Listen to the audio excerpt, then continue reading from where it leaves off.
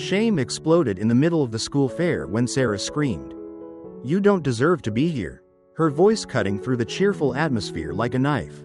Darrell, who just wanted to spread joy through the lemonade stand, was suddenly pushed to the brink of contempt. What makes a meaningful day go down in an instant? Where are you from? And what would you do if you were treated like this? Leave your thoughts in the comments. A school fair is filled with laughter. The aroma of pastries from the neighboring booth mingling with the fresh scent of lemons from Darrell's booth. Upbeat pop music blares from the speakers, mixed with the chatter of students, and the sizzling of the popcorn machine a few meters away. Darrell, 17, a black student with short curly hair and bright eyes, stands behind the charity booth he set up himself, a small lemonade stand with a handwritten sign, "Buy a cup. Support a dream." He wears a faded blue t-shirt, the sleeves rolled up, sweat rolling down his forehead as he pours each glass of cool water for customers. This is a project he has been working on for months. After many late nights of calculating, testing lemon juice, and convincing teachers to let him. Today, his booth is the most crowded, from children running around asking their mothers to buy water, to teachers smiling and praising his idea. Darrell has just poured a cup for a girl in a pink shirt, smiling and saying, "Thanks. Enjoy your drink." The atmosphere suddenly became gloomy. A prominent figure appeared in the crowd, Sarah, a white schoolgirl with golden hair shining in the sun, a trendy floral dress hugging her body, and pure white sneakers. She walked with her friends, the sound of her shoes clicking on the ground, attracting everyone's attention like a star. Sarah was always the center of attention, beautiful, rich, and surrounded by a group of friends like satellites. But everyone knew that behind the gorgeous appearance was an arrogant personality and words as sharp as knives.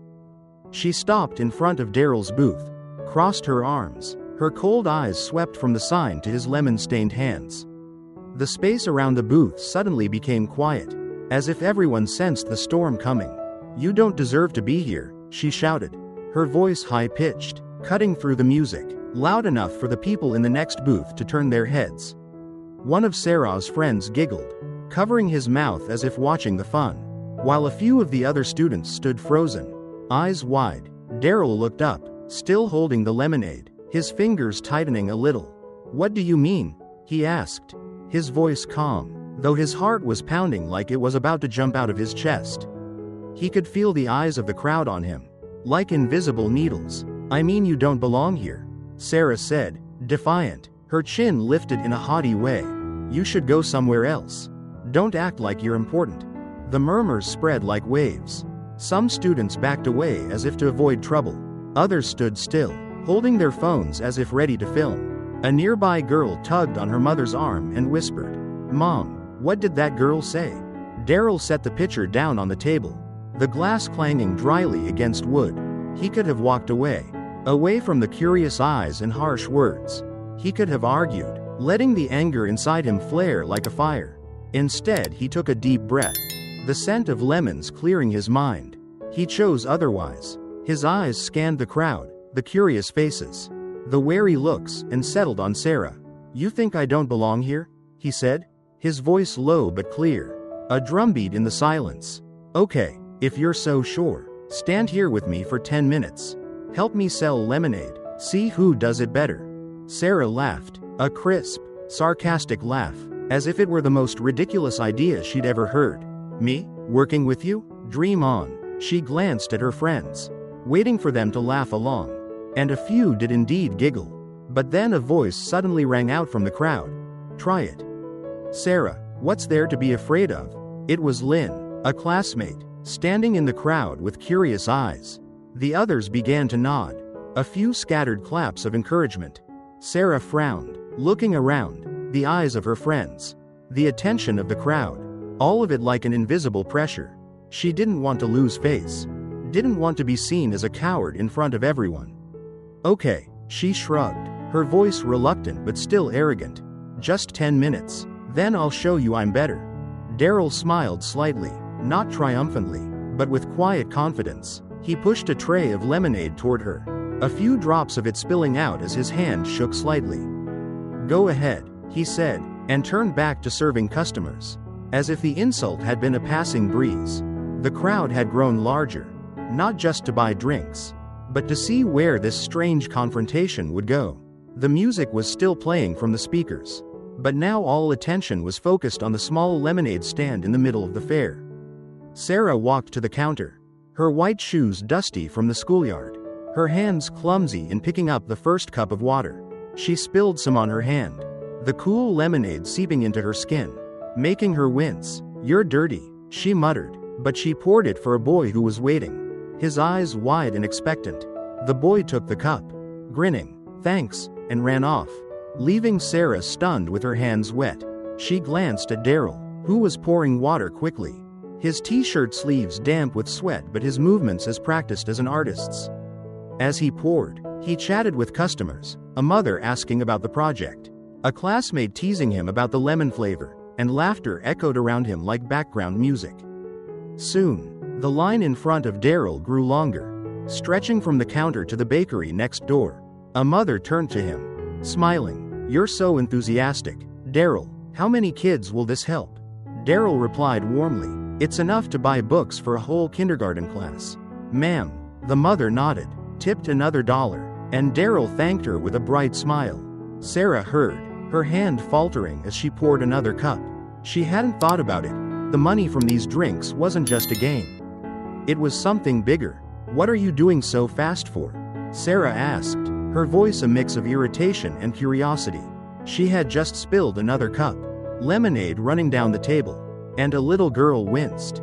"Sister, this is too little." Sarah blushed, and quickly poured it back, her hands shaking from the pressure of the stairs around her. "Just concentrating," Darrell said, not looking at her, his eyes still on the customers. "I do this to help people, not to prove anything." He poured another cup, handing it to a teacher who was walking by. The teacher patted him on the shoulder. "Good job, Darrell. I'm proud of you." Sarah heard, and for the first time, she felt a little strange, as if she were in the wrong place in this play. The crowd began to murmur, the voices piercing Sarah's ears like tiny needles. "Darrell is doing well," one boy said. "Sarah is not bad, but she's too slow," another girl whispered. Sarah glanced around, saw a few of her friends in the crowd. They were no longer smiling, but looking at her with puzzled eyes. She tightened her grip on the tray of drinks, trying to pour faster, but the more she rushed, the more clumsy she became. Another boy ran up, holding out $1. "Give me another drink." "But this girl is too slow." "I'll go to the other one." The boy pointed at Darrell, and Sarah felt her face burn. Time passed slowly, each minute stretching into hours. Darrell worked steadily, his smile never fading, though sweat soaked the back of his shirt. He didn't look at Sarah, didn't mock, didn't boast, he just worked, as if it were the most natural thing in the world. Sarah, on the other hand, felt her hands heavy, each drop of lemon juice a sweat of embarrassment. She had never stood behind a counter, never done anything without applause. But here, in front of Darrell, she felt small, not because he was better, but because he did everything with a sincerity she didn't understand. When the clock struck 10 minutes, Sarah set the tray down on the table, the dry sound of plastic against wood. "It's done," she said, her voice stiff, trying to maintain her arrogance even as her breathing quickened. "I don't need to be here anymore." The result was as clear as the sunlight in the fairgrounds. Darrell outsold her. Not because he was competitive, but because he did it from the heart. But before she could turn away, the first boy, her customer, came running from the crowd, his little feet skipping on the ground. "Thanks, ma'am. The lemonade is delicious," he said, his innocent smile taking Sarah by surprise. Before she could reply, the boy was gone, leaving her standing there with wet hands and a fluttering heart. The crowd suddenly burst into applause, not over who had won or lost, but over the strangeness of the moment. The applause rippled from the lemonade stand throughout the fairgrounds, and Sarah felt that the gazes of the people were no longer merely curious, it was recognition, but not directed at her. Darrell looked at her, not triumphantly, but gently, like an invitation. "Thank you for trying," he said, his voice sincere. "Not everyone dares to stand here." Sarah didn't reply, just turned away silently, her footsteps heavier than when she had come. Her group of friends followed in silence. no one daring to laugh anymore. But inside Sarah, a small seed was planted, a feeling she had never known: doubt about herself. The applause was still echoing as Sarah left the counter. But Darrell didn't pay much attention. He bent down to wipe the table, continued serving customers, his smile back as if it had never been interrupted. The crowd gradually dispersed, but a few people remained, coming up to shake his hand. "You're great, Lynn," the friend who had encouraged Sarah said with a bright look in her eyes. "I've never seen anyone handle things like that, so smart and calm." Another boy patted him on the shoulder. "You made us proud." Darrell just smiled slightly, nodded his thanks, but inside, he felt a sense of relief mixed with a little exhaustion, not because of the job, but because of what had just happened. Principal Thompson, who had been watching from a distance under the shade of a large tree, stepped forward, his shiny black shoes clicking steadily. He wore a gray suit, his face stern but his eyes warm. "Darrell, you did a great job," he said, his voice as deep as it had been in school assemblies. But Sarah shouldn't have said those words. "I'll talk to her and her family." Darrell stopped pouring water, looked up at the teacher. "Sir," he replied, his voice sincere, "I don't want her to be punished. I just want everyone to understand that everyone has value. No matter who they are, no matter where they come from. If I walk away or get angry, no one will learn anything." Mr. Thompson nodded, his eyes thoughtful as if considering something larger. "I understand," he said. "I'm going to hold an assembly to remind everyone about respect, not just because of this, but because it's necessary." The fair ended at the end of the day. The pale sunlight spread across the school grounds. The music faded, and only the wind blew through the colorful banners. But the story of Darrell didn't stop. In the days that followed, students talked in the hallways, in the classrooms, and on the school's social media.